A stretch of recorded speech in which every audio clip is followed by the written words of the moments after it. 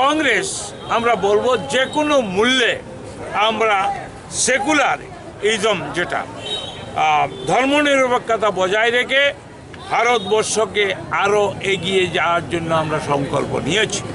আজকে প্রদেশ কংগ্রেসের পক্ষ থেকে আমরা বলছি যে আমরা জনগণের স্বার্থে ত্রিপুরাতে আমাদের এআইসিসির যতগুলি প্রোগ্রাম দেবে এগুলি আমরা পালন করব। কালকে দুর্ভাগ্যের বিষয় আপনাদের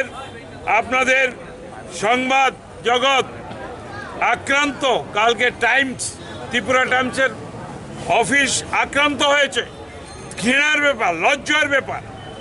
আর উদয়পুরে বাগমাতে আমাদের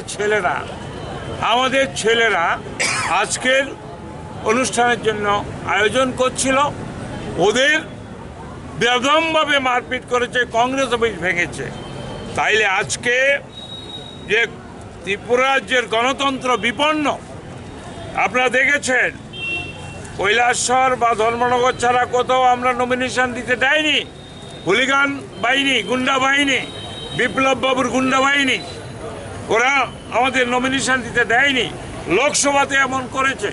যদি ভোট হয়, লোকসভাতে হতো যদি আমরা দুটো সিট জিততাম, এবং বিধানসভা পঞ্চায়েতে আপনি গৌরনগর দেখুন, আমরা 9খানা গাঁওসভা পেয়েছি, 2খানা জেলা পরিষদ পেয়েছি, 5খানা পঞ্চায়েত সমিতি পেয়েছি।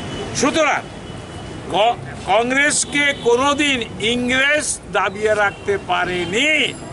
আমরা বলছি আমরা যে কোনো মূল্যে ত্রিপুরাতে গণতন্ত্র প্রতিষ্ঠার জন্য আমরা দরকার হলে কংগ্রেসটা আগেও শহীদ হয়েছে। দেশ স্বাধীন করার জন্য লক্ষ লক্ষ কংগ্রেস ক্ষুদিরাম এবং অনেকে, আপনার বিনয় বাদল, দীনেশ, কত নাম বলবো, মাতঙ্গিনী হাজরা, আমরা শহীদ হতে তৈরি। আবারও দরকার হলে শহীদ হব ভারতবর্ষে, এবং ত্রিপুরাতে আমরা পুনরায় গণতন্ত্র প্রতিষ্ঠা করব।